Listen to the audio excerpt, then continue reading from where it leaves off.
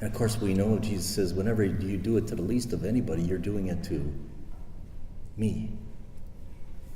And with that, Mary is vindicated in what she's done, and the world has never forgotten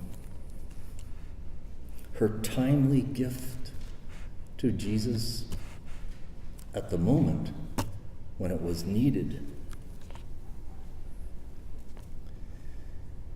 Now, you might think it's hard to imagine any of us reacting to a person in great need the way Grandma did.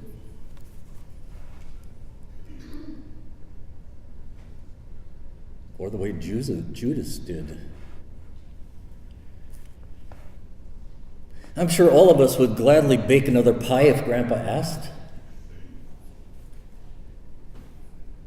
But the real life lesson of this story is not to be learned from the character of Grandma or greedy, practical, conventional Judas,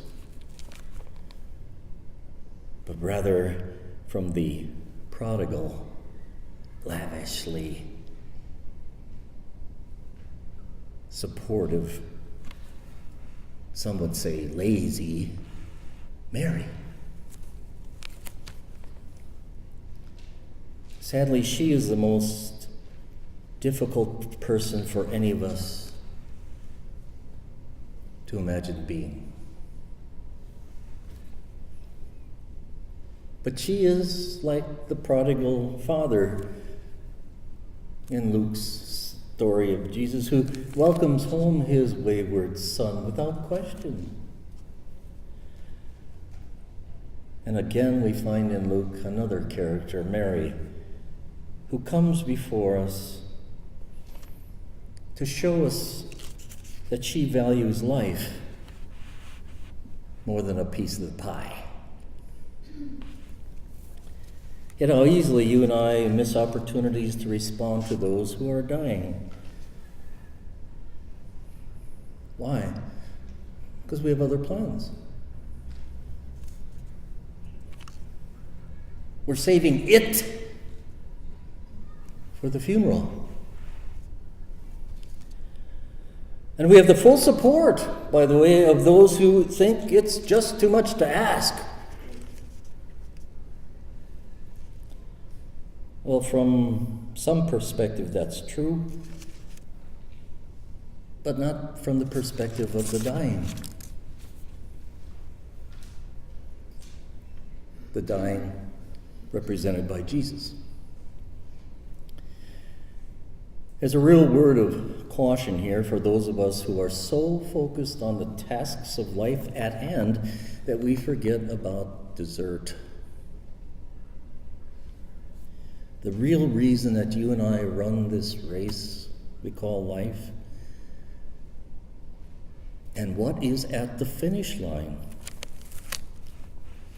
Because it's only what's at the finish line that actually matters. So what value do you place on your gifts and graces if we can't participate in the joy of being with those who receive them? Wouldn't you rather be there than somewhere else? Is there anything more valuable than you being the answer to someone's prayer?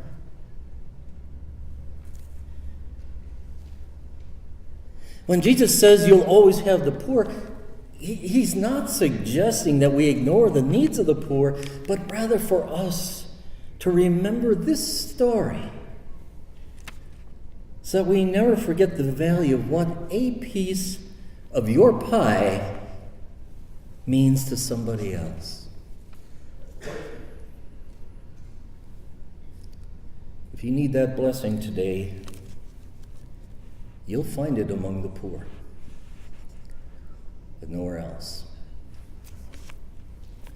Jesus is right. We don't have the power to alleviate all suffering, but we do have this power of love and compassion that changes our experience of suffering.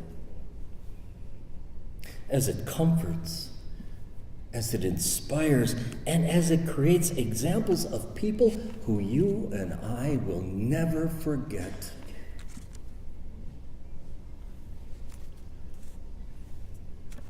You can be that example. Not by following the instincts of reasonableness. Judas was reasonable. And certainly by not what your friends think appropriate. And I can tell you, never by sticking to your plans for the things you have. When situations change. But we're a community of faith who follow our hearts and who are moved by how much good one piece of our hard-earned pie means to somebody else.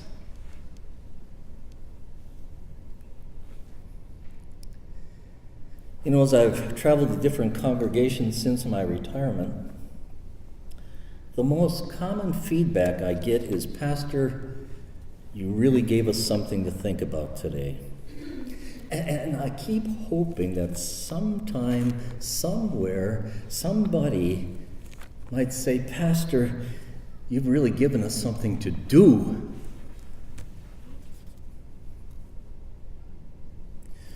For now you know what a piece of the pie you planned on saving can do for someone who is dying today. If you do, they'll never forget it. Amen.